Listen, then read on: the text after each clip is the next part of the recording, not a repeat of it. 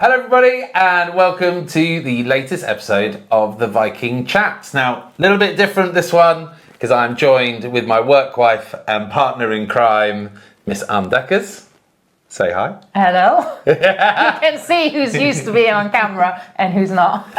So Anne and I are going to be jumping on these every few weeks to have a little chat about things, but today's a bit of a major one because today we are celebrating, looking back, reminiscing on 21 years of base property specialists. Indeed. So our baby's grown up. Our child is a fully fledged adult now. I mean, you know, as much as a fully fledged adult. With a father like that. Any 21-year-old is a fully fledged adult.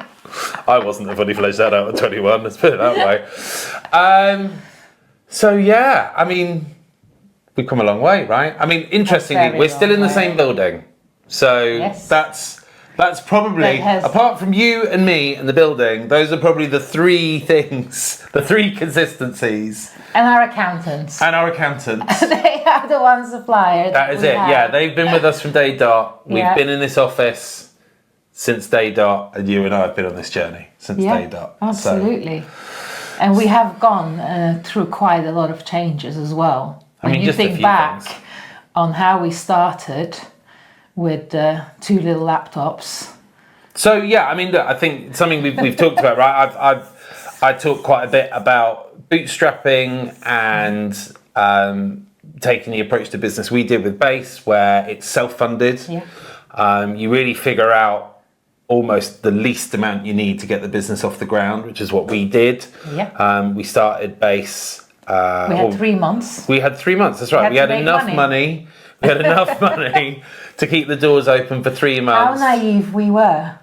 I mean, naive, brutally optimistic, a nuanced blend of the two.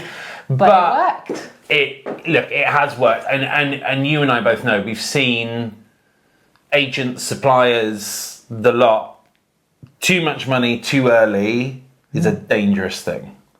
It's too easy to go, yeah, we'll hire those extra 2 roles. We'll spend that extra money in the office. We'll take out that marketing contract. We'll get that flashy bit of tech that we're not quite sure what it'll do. Look, and in those days, marketing, if you think about marketing specifically, it was very expensive. Yeah. Yeah. Long before really properties were advertised on the internet too much. Well, we were kind of printed. We were kind of in the ending days of print, weren't we? Yeah. We were coming which was very expensive. Very. Leaflet dropping. Letters. And sorry to agents this if you still do a lot of this stuff. I appreciate it is still part of your blend, and it depends where you are in the market. I think flyers, it's fair to say, are on their death knell no matter where you are. Print media still has a role to play for sure, depending on what market you're pitching to. I can still definitely see the value of if you're a prime or ultra high net worth agent that you want to be in Tatler or Home and Garden or, you know, something kind of high end like that. I mean, there is still brand alignment in that, but, you know. Brochures to give to clients compared to what we do now with it all being online. But it's a very different market. But it's not your primary source of media, right? So, you know, we look back at what we started, like you said, so we had enough money to run for 3 months. It was us two IKEA desks, 2 laptops, and a whole lot of hope. 2 matching Clios. 2 matching Renault Clios. Which was the start of a fleet. That never came. Hey, and look, they left our business quite a few years ago now, but interestingly, my family basically inherited them. My sister bought one, and I bought the other one for my mum. Yeah. And interestingly, just the other day, they still own them both. They still own them both. Just the other day, they still have the. So my sister's one had all the livery removed. Okay. She's actually about to sell hers. But she's taking Mum's, and Mum, much to my pleads, because she lives down in Gloucestershire, which is like, none of my family live in London. She lives down in Gloucestershire, Mum's being Mum. She's like, oh, but it's so nice to keep it.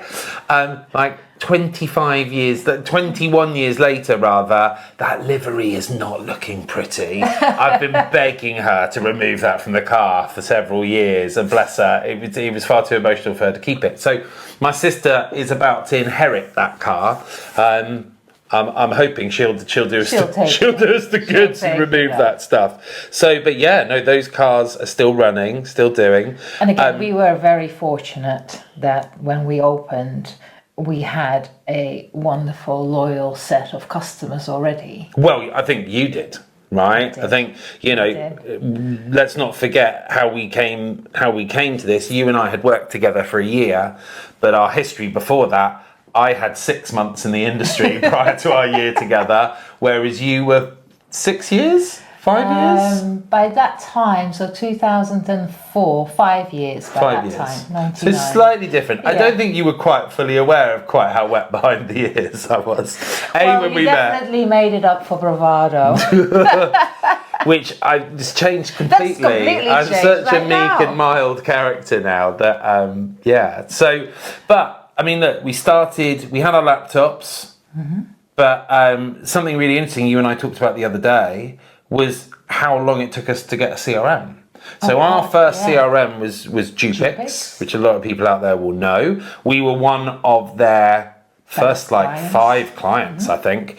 But it's funny how you remember these things, right? Looking back, I knew that we'd gone for a little bit without, but like in my mind, that was like a year, 18 months. No. But it was like 3 years or 4 something. years. 4 years. 4 years. So 4 years we ran this business. It was 2009. Wow. So 4 years. 2008 we started it. No central CRM. I remember I had to do everything through spreadsheets and Word documents. Excel spreadsheets, Word documents. I remember our monthly invoices and account statements were all in a Word document. You did them 90% of the time. Nothing much has changed. I would do them 10% of the time, and you would then correct what I'd done, because it did not matter how many times I checked those flipping documents, I would do something wrong. You would make me laugh, going, nope, still something wrong, and I'd be looking at it coming. I still do that now. Instead of correcting, send it back. Say there's something wrong, find it. Less so with me. I'm glad to say that's more with the team, but that's probably because I get away from doing those slightly more menial admin tasks. But yeah, so I mean that was, I think, us joining Dupix was the start of that shift of us kind of really looking at, because we started the business, right, because we were generally unhappy with how we felt the industry as letting agents, the service that they gave to landlords and to tenants, and especially to tenants, specifically to tenants. Yeah. But I think you and I started, and we didn't really think about the what or the how the business was run, and largely because I think tech in those days was really for the big boys, right? Back in those days, you wanted to go with Repit, for example.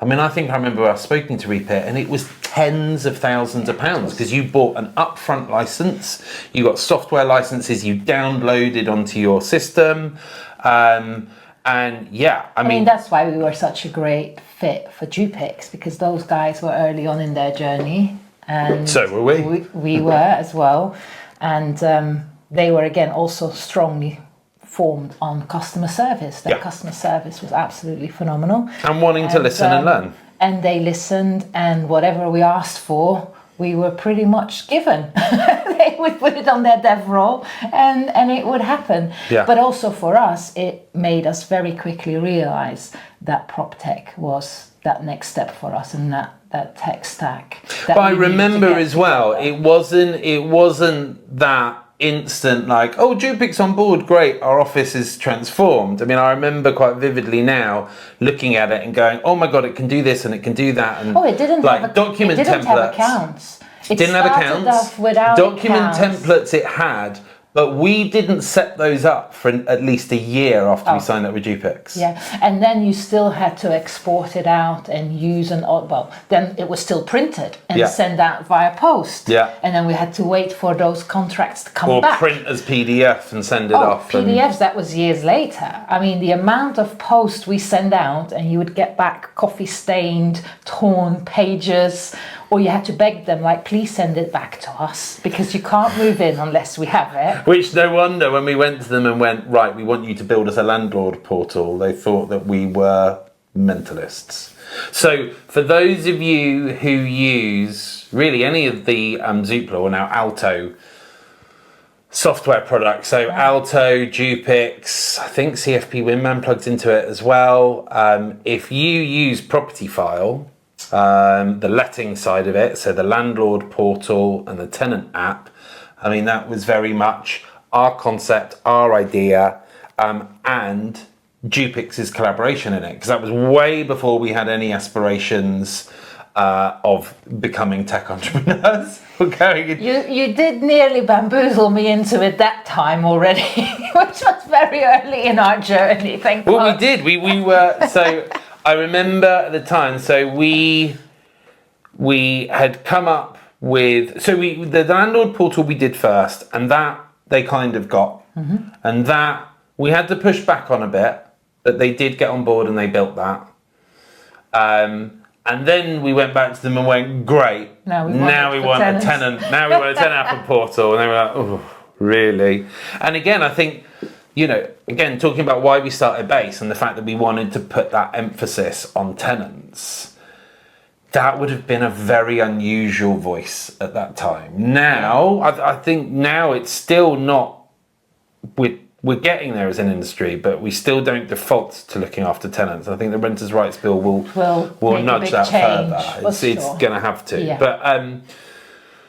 But yeah, I mean, we got that pushback at the time, and I remember you and I looking at what it looked like, and we were in the process of tendering that when, and this actually wasn't Property File, Rajiv of Fixed Flow walked in the door and went, hey guys, look at what we've built. And you and I looked at each other and went, don't need to build that then. Someone else has done it. We've had a couple of those lucky escapes when it came to developing the business. I mean, 2008, we were about ready to drop some serious money onto the sales side of the business because we had really letting and property management. We'd always set out to be a lettings operation, but by then, 4 years in, sales.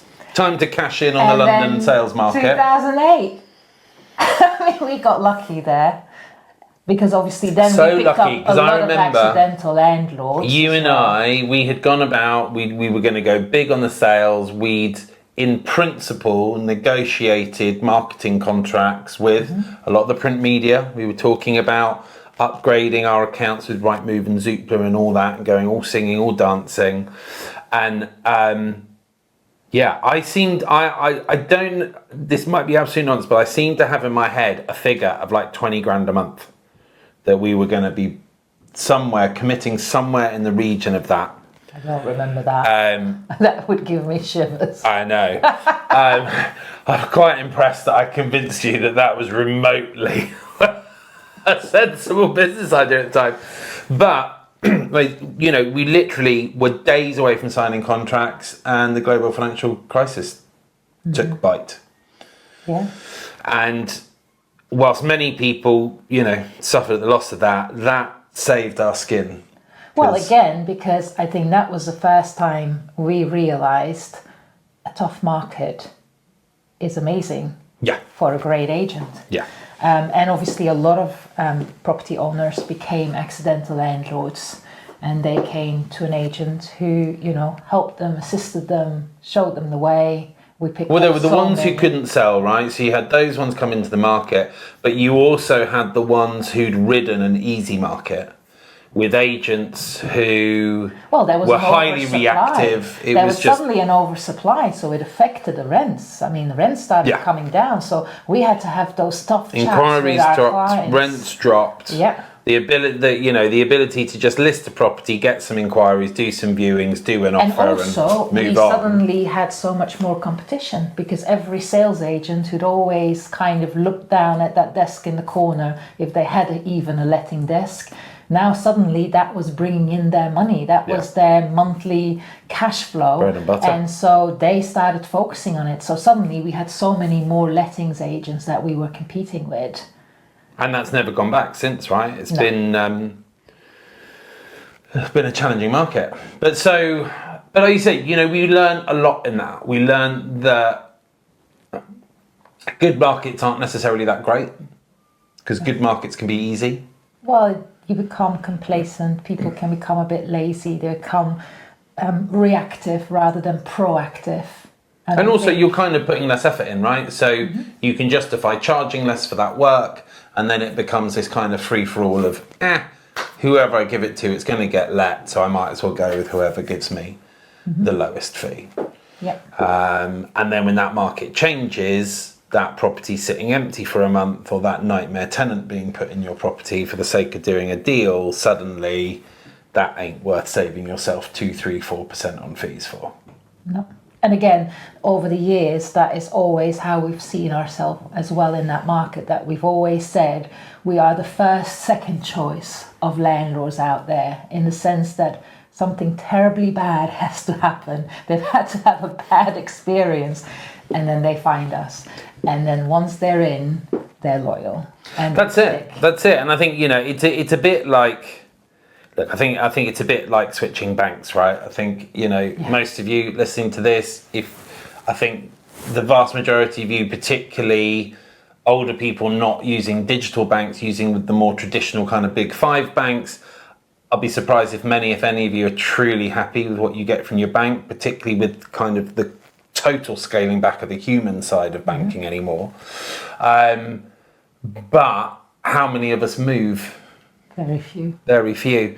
And I think with agents, it's such a similar story. It's, I've got a tenant. Well, we saw that in the previous company where we met, how terribly bad the landlords were treated, yet they still stuck to that agent. So we realized then, look, once you have a client and you treat them well, you're going to have that client for the duration of their property venture there. And I think that's where we are now, 21 years in. We have gone through that journey.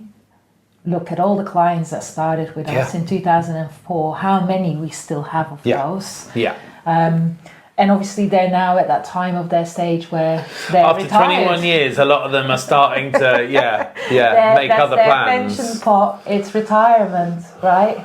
Or it's the nest egg for their kids, or who mostly aren't kids anymore. No. Their kids are now probably not much younger than me.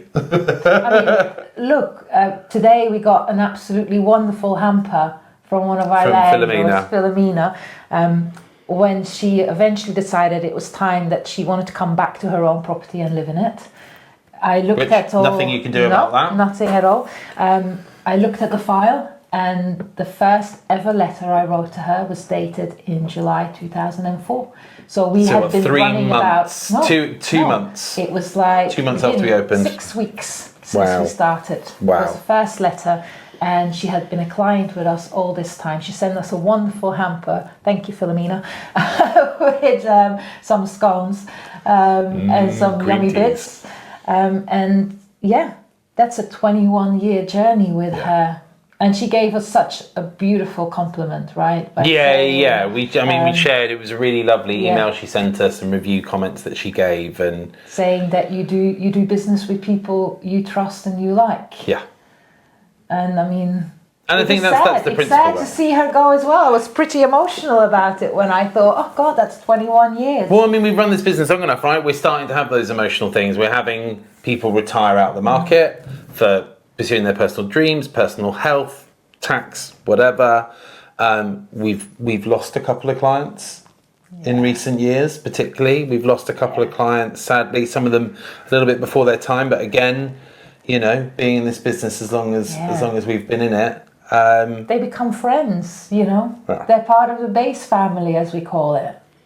They're people that you deal with, you might not talk to them every month or even every couple of months, but there is always those touch points. Don't want to bother them, whether it's their birthday, they're hiring us to be left alone to a certain extent. Birthday or it's a special occasion. Like the amount of births and weddings and God knows all of those personal contacts, and I think that to me has always been the biggest enjoyment out of this business is building those personal relationships, with our clients.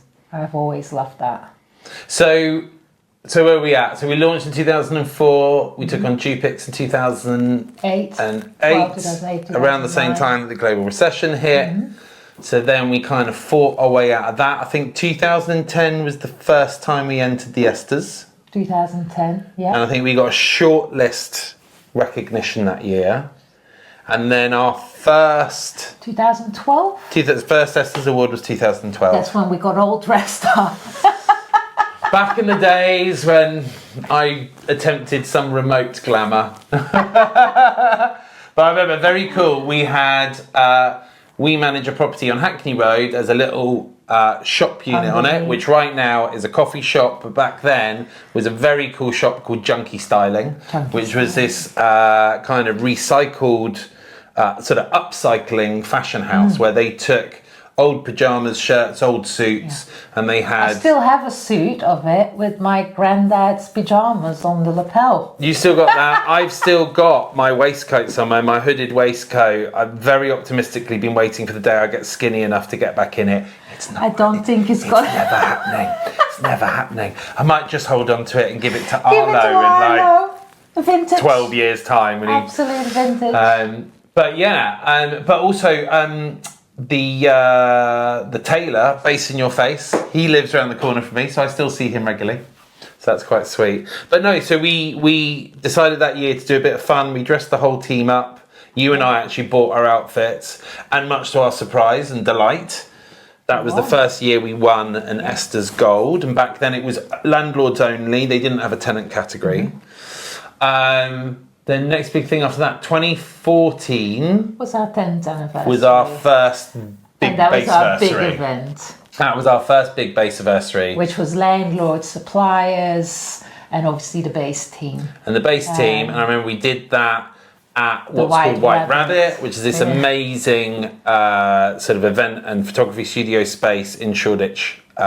Railway Arches, and a good friend of ours at the time ran a cafe called Cream, and they did all the catering for it, and your friends did that and made that amazing like 3-tier base blue cake, and we got the base balloons done, and that was our first big celebration. You and I were looking at some photos of that the other day. We looked very, very young. Very, very young, and it was a good party because there is a photo of me holding a bottle of champagne with a giant sparkler / firework in my mouth like a cigar. So, another demure and delicate very evening. And so that was 2014, and then probably the next big thing was 2016. So 2016. What happened in 2016? Was when we won our first Grand Prix award at the Esters. Oh, wow. So that one, I will never ever forget that day because you and I never ever ever aspired to win a UK award. It was always about... it's a single branch shop in East London. A one-brancher, a small team, a small portfolio, which we've always been happy and comfortable with. It's the business we want to run. But I think you and I always had taken the viewpoint of, look, we're a London agent and we never aspired to be anything other than that anyway, so we only ever focused on London. But I will never remember Andy Tucknott. For those of you who've been with us for a while might remember Andy, one of our property managers back in the day, who's still a dear friend of ours. And I remember at the Esters we picked up gold for landlord and tenant, because I think that was the first year they did tenants. Yep. So we picked up gold for landlord and tenants, which happens really early in the awards as well. So they do the lettings awards almost right at the start, before everyone gets tucked into lunch and too many drinks. On a few occasions, we nearly missed them. In fact, I think that one, we might have literally entered the venue. And had to run. There was one year, and it might be that year, you and I didn't get to sit down. We were literally arrived at our table, sat down, and literally, as we went to put our bums on seats, they went, and the winner pays! So, yeah. Bearing in mind, we probably are the ones that come from the closest to the venue. We somehow always miss the champagne reception. It's the psychology, isn't it? I think that's nothing new. It's like the kids at school. It's always the one who live on the street round the corner that are dashing through the gate at 5 minutes to 9, and the ones who have to schlep halfway across town that are there bang on and early. But no, I'll never forget that year because we picked up the golds, and Andy kept on going, Grand Prix later, Grand Prix. And I remember going to Andy, shut up. We've done gold. We're so happy. This is it, mate. We are happy. We are done. This is as good as it gets. And lo and behold, we picked up gold and silver Grand Prix. We won, I can't remember if it was gold tenant. Gold for landlord. Gold for landlord, silver for tenant. Yeah. And that started a run. I think for 4 years in a row, or 5 years in a row, we picked up a Grand Prix at the Esters. Wow. So 2016, 2017, 2018, 2019, it was 5 years because we won at least one Grand Prix for 4 consecutive years. And then in 2020, the year of COVID, where Esters, we won a very special award, which we never really got to shout about. So the 2020 Esters was the 10th year that Zoopla had sponsored the Esters. And they had decided, look, 10 years, let's do something special. So they had decided in advance they wanted to create a new award that year, which was the Zoopla Excellence Award for 10 years. And it was going to award the top 3 agents in the country based on the last 10 years of results. Yeah. And it was the top 3 for lettings and the top 3 for sales. And we won. We took gold for the Zoopla Excellence Award. Yeah. And the bittersweet thing was... This was COVID. We were upstairs. We were sat on our sofas watching it on computer screens. It didn't quite have the glamour or the... No. And sadly, that was actually Zoopla and Esther's parted ways after that. So we had these desperate hopes that maybe next year they'll hark back to it and they'll give a shout out because we missed out. No. So, but you know that was a 5-year stint where, even one of those, but all 5 of those, we realised what we had set out to do was we had that kind of independent verification that the business that we had built to primarily deliver on customer service and customer experience was delivering on that and better than anyone else in the country. And we're still in the mix, and whilst we haven't won a Grand Prix since 2020, we've picked up several London Gold Awards since, and who knows, this year we've had our best ever results this year. Fingers crossed. Back in the mix, but Infinity Property Solutions, we've got our eye on you. You guys have taken that Grand Prix award the last at least 3 years in a trot. 3 years, I think. We're coming to take it back, boys. So be ready. Well, and this year I'm again there. Because I have missed a couple of the Esters. You've missed a couple of biggies. And you've learnt your lesson now. I've learnt my lesson. Now, it's like, before you plan your holidays in advance, it's like, when are the Esters? It's the only thing that goes in the diary. Esters goes into the first social calendar before holidays get booked. So in amongst that, we had another base anniversary. So 2019, we did our 15-year baseversary. And that was the one we did at Hoxton Square. Yeah, that was a lot of fun. Colours, I think. And that was a beautiful bar and venue with a terrace outside, with a barbecue and DJ booth and all that sort of. And again, landlords, clients, friends, family, some of our residents, and some of our old and new base fam as we have grown and expanded and people have come and gone. That was 2019. That was fabulous. And then, obviously COVID. Well, again, COVID was such a pivotal moment for us. And for everybody in the industry, of course. We suddenly had to learn how we could switch the business within 24 hours from being in the office to working from home. Which again, our attitude to tech, our attitude and approach and our adoption of tech over the prior... stood us in good stead. It worked. 12 years. Yeah, it worked Yeah. instantly. Yeah. But it was tough. It was tough not being together. Oh, and it was weird, right? I mean, you and I connection. spent more time apart than we've spent, you know... Well, I mean, you and I often joke about the fact that you and I spend far more time together than we do with our partners, well, you don't have kids, my kids, friends, family, you know, which is why we keep call each other our work wife and husband and Absolutely. everything that goes with that. So, yeah, no, that was weird and wonderful. But again, I look back at that with a lot of pride of how we handled that, because we pivoted very well as a business in terms of delivering operations. We moved faster than I think any agent out there to very quickly reassure not just our landlords, but importantly our tenants. And again, I think that underpinned everything that we've always focused on. That, you know, I remember we sent that email out 2 or 3 days after the lockdown was announced, where we just sent an email out to everyone. You and I wrote the email.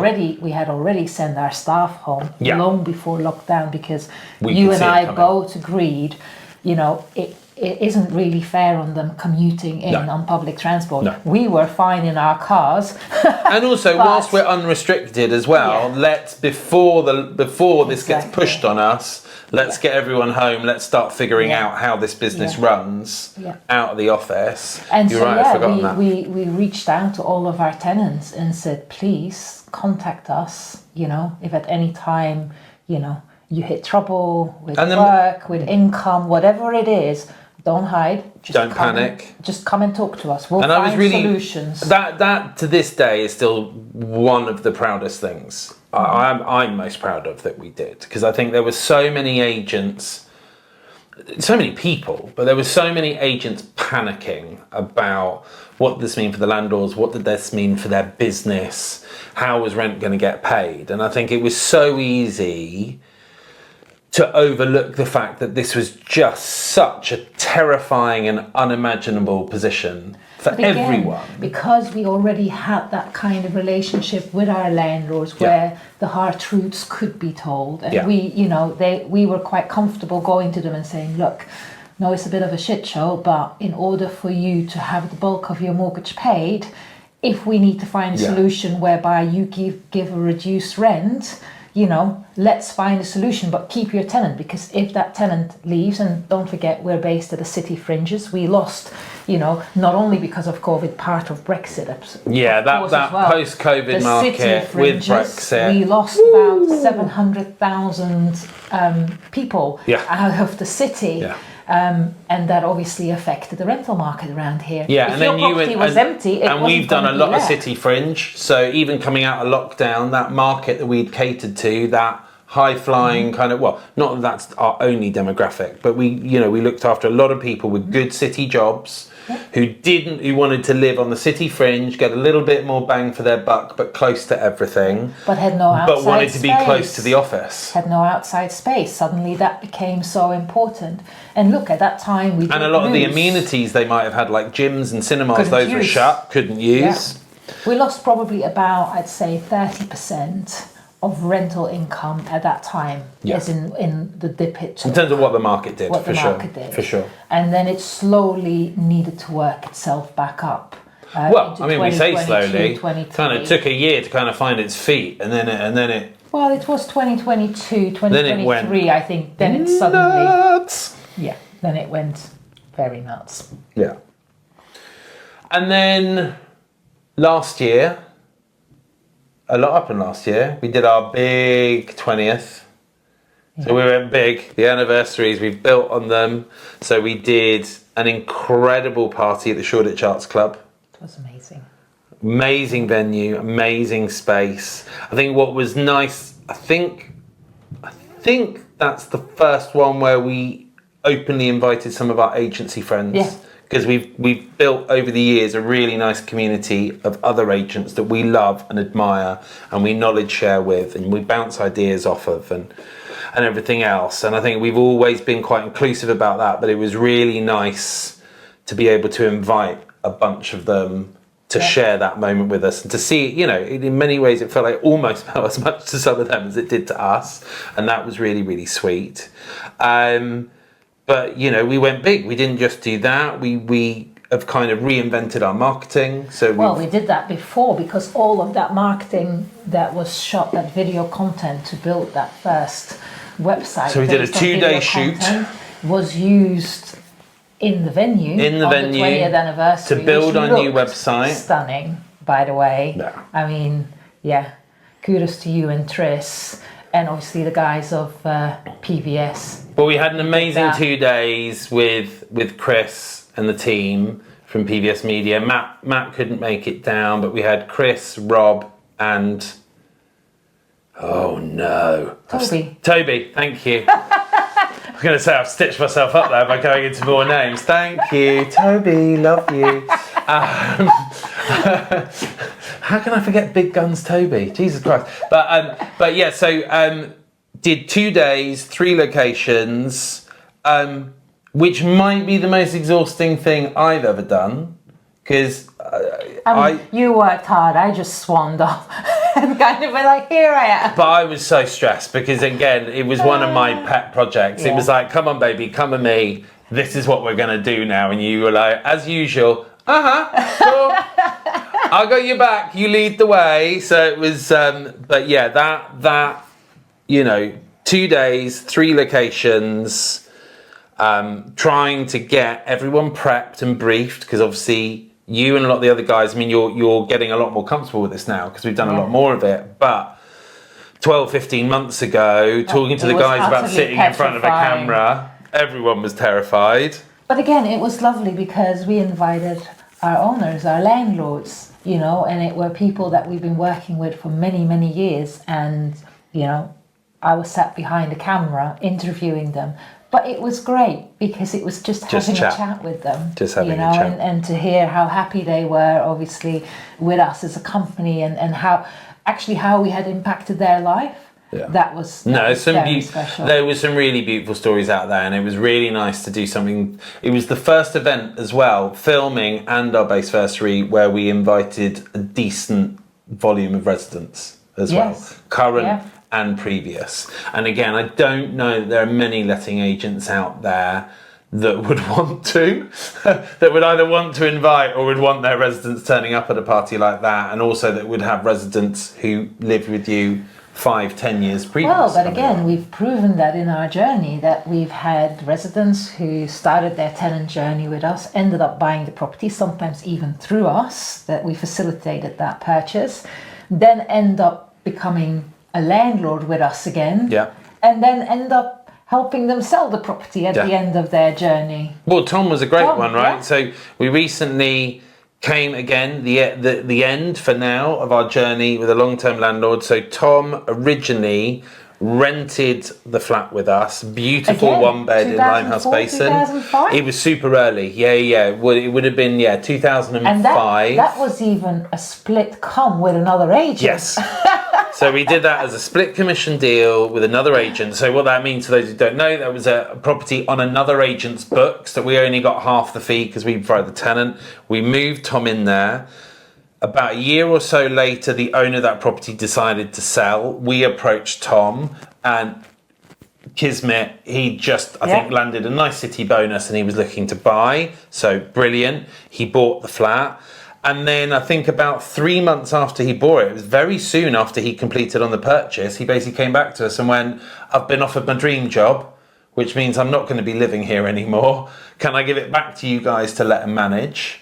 And that's exactly what we did for the next 15 years. 15 years, probably more than roughly 16 years. And then Tom came back to us end of last year, beginning of this year? Well, it was end of last year. End of last year we had the conversation. With the stamp duty change, so we had to make sure that completion. The stamp duty thresholds, we had a tenancy in place and all that sort of stuff. We had to negotiate that with them. And whilst we did sales when Tom bought, we don't do sales anymore. So it was about finding the right agent, which we did. We partnered with a brilliant agent in Limehouse called Hereford Selby Carr, which is headed up by actually... again, weird relationships. A lovely guy called Sebastian Suckermany, who Anne and I worked with at the company where we met. So a lot of synergy there. But no, we brought Sebastian and HSC on board, who've done some brilliant results for our clients selling before. And he did the goods. After a slightly bumpy start, they found the right buyer and they got the deal over the line before the stamp duty threshold. So the buyer didn't bump on that. Ended up working really well because the tenants ended up agreeing to move out early from their contract, which worked out well for them because they got to move to their kind of dream home closer to work. It all worked out. But again, sad, a bit like Philomena. I think Philomena kind of felt a bit like your client. Tom kind of felt a bit like my client because I'd done that, let with him at the first, and I'd sold it to him originally. And then kind of, obviously all of our clients are our clients, but you and I both know you have those clients that you kind of, because you're the first person they talk to, or you just align over interests or whatever it is. But I think that definitely close to one of, if not the first kind of client that, I went on that journey with. So it's nice to go on that one. So, before we wrap this one up, I think really, we joked a bit about if the business was our 21-year-old son or daughter, our 21-year-old kid, kind of, we've done the reminiscing bit and kind of what would we hope for the future. So I think we're looking at a few things, right? So we're still on this amazing marketing journey at the moment that we started last year, and that's really exciting to see us doing more and more stuff like this, talking, more videos, more chats, more guides. I think, again, because we are following the trends that you have in the market, in that you want to make sure that people find you. They don't go looking necessarily on a portal to find an agent. They're going to come across something that catches their attention, where you're giving some educational information out, or you're talking about a problem that we have solved, and suddenly you have that connection with them. And obviously that's why you put me in front of this camera, which is extremely uncomfortable, where you just chatter away. Doing things that make you uncomfortable and scare you, it's good. Take to my grave. It's a healthy thing to do. As long as the thing that scares you isn't literally possibly fatal, like free climbing the Shard, But if it's like business risky, well, I'm glad we stood on the inside of the Shard to celebrate. Yes, we did go and have dinner at the. We didn't do dinner at the Shard. No. We went and had a look at the view of the Shard as a little anniversary present to us, which we. And as every good property professional, all we did was like, oh, look there! Do you remember that? That's that building that we had. Oh, do you remember the landlord for that one? Oh, I remember when that wasn't there. Yeah, literally, we spent the whole hour in the Shard just trying to identify either properties that are on our books now, or properties that were on our books, or properties that we would have been able to see but we now can't because that's been built and that's been built. Forget about looking at what every other tourist goes and sees. But we've joked about this when you and I watch like movies based in London, like particularly like if it's a car chase or something like that, and it's like, hold on, they were in Bethnal Green and they just turned the corner into Marble Arch. That's not happening. But bringing it back to what we want for the future of the business. So we're going to keep on evolving our marketing. We're going to stay true to what's kind of been the underpinning of our business, from the offset, but really from 2008, that initial kind of adoption of Dupix, that leveraging of tech to deliver a very technical, very effective service, like technical offering, but giving us the time and the ability to have the relationships we've talked about, to have those discussions that is, and those especially chats. with everything that you see changing through AI and every solution that's out there.